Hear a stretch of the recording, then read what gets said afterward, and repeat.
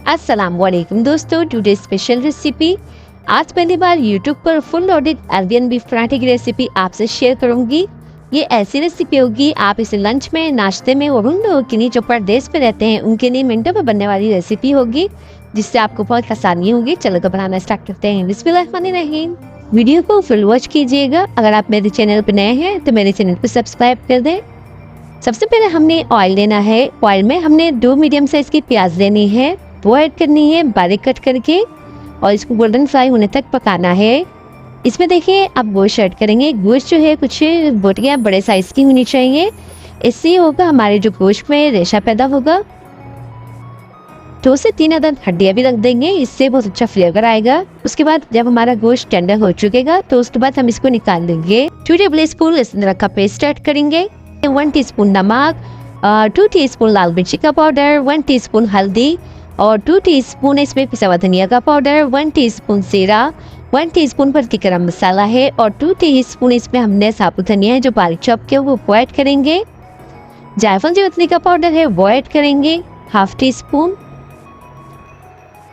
मसाले को अच्छे से मिक्स कर लेंगे। 1 से 1.5 गिलास पानी ऐड करेंगे और इसको कवर करके रखेंगे। 2 से 3 घंटे तक इसे कुक करेंगे। 2 से 3 घंटे के बाद इसका रिजल्ट चेक कर लेते हैं। इसका रिजल्ट कुछ यूँ है, गोश्त का जो पानी है वो सॉक कर चुका है। जो थोड़ा बहुत आपको पानी दिख रहा है इसको अच्छे से जो है खुशक कर लेंगे। इसमें पानी नहीं रहना चाहिए बिल्कुल भी। जो हमने हड्डियाँ इसमें ऐड की थी फ्लेवर के लिए उसको भी निकाल लेंगे। गोश्त जो है हमारा बहुत अच्छे से गल चुका है, तो इसको हमने करना है, गोश्त को शिरेड करना है, जिसके लिए हमने फोक की मदद से इस तरीके से कट कर लेना है। जब इस तरीके से करने के बाद रही आपके घर में जो मौजूद होती है, आपकी ज़बान में इसे क्या कहते हैं, उससे अच्छे से इसे कूट लेना है। इससे जो है हमारे गोश्त पे लेस पैदा होगी। बहुत अच्छे से करिएगा, बस इसका मनीदा नहीं बनाना, इस तरीके से रेशा रेशा रखना है। तो अब आप करीब से दिखाती हूँ। पोजीशन आपकी ये होनी चाहिए गोश्त की।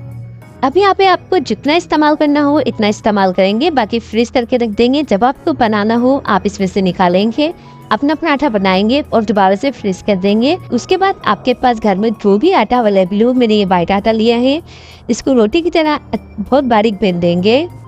जितना बारीक बेलेंगे इतना ही मज़ेदार आपका पराठा बन के रेडी हो जाएगा। रोटी को हमने अच्छे से बेल लिया है। इसमें जो हमने शेड किया हुआ गोश्त ऐड करेंगे।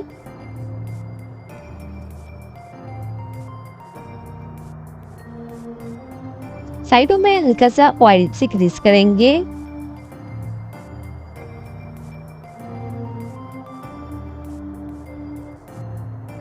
तो इस तरीके से जो है अपना पराठा रेडी करेंगे।